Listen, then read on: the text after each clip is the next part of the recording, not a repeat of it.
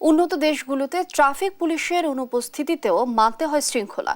কঠোর আইনের কারণে এসব দেশে দুর্ঘটনার হারও অনেকটা কম। দেশের সড়ক নিরাপত্তায় নানা আইন থাকলেও নেই সেসব মানার বালাই।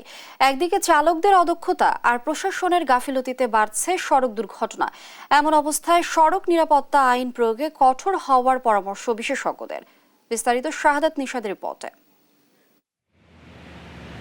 ইউরোপ, আমেরিকা কিংবা জাপানের মতো উন্নত দেশগুলোতে সড়ক আইনে রয়েছে সাজার ভিন্নতা।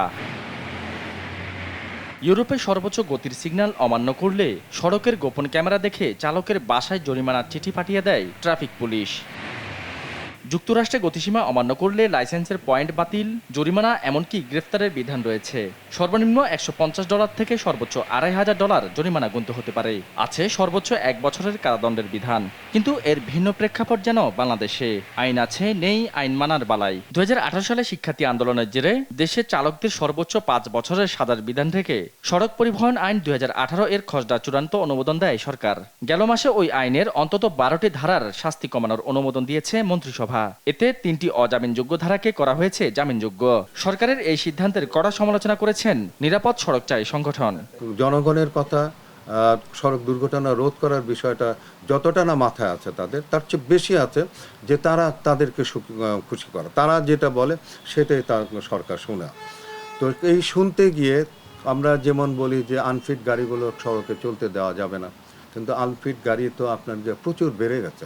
নতুন আইনের মধ্যে যে কম্পেনসেশন ছিল, ফাইনের যে বিষয়টি ছিল, জরিমানার যে বিষয়টা ছিল, সেইগুলো বরঞ্চ আপনার যে পরিবহন সেক্টরের এই নেতারা তারা সরকারকে বলে আরও এটাকে কমানো হয়েছে। কমানোর জন্য আবেদন করে আবার এটাকে সংসদে পাঠানো হচ্ছে নতুন করে আপনার এই আইনটাকে দুর্বল করে পাস করার জন্য।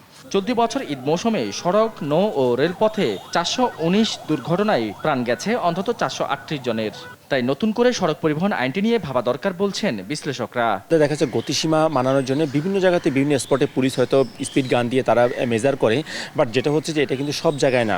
বাট আমাদের প্রযুক্তির সহায়তা নিতে হবে যাতে আমরা স্পিড ক্যামেরার মাধ্যমে এটা যদি আমরা স্পিড ওভার স্পিড করছি কিনা সেটা আমরা মনিটরিং করি, তাহলে দেখা যাবে চালকদের ভিতরে কিন্তু গতিসীমা মেনে চলার একটা প্রবণতা তৈরি হবে এবং সকলের জন্য আইন প্রয়োগটা সমান হবে। বিশ্বে প্রতি বছর সড়ক দুর্ঘটনায় গড়ে প্রাণ হারায় অন্তত 14 লাখ মানুষ।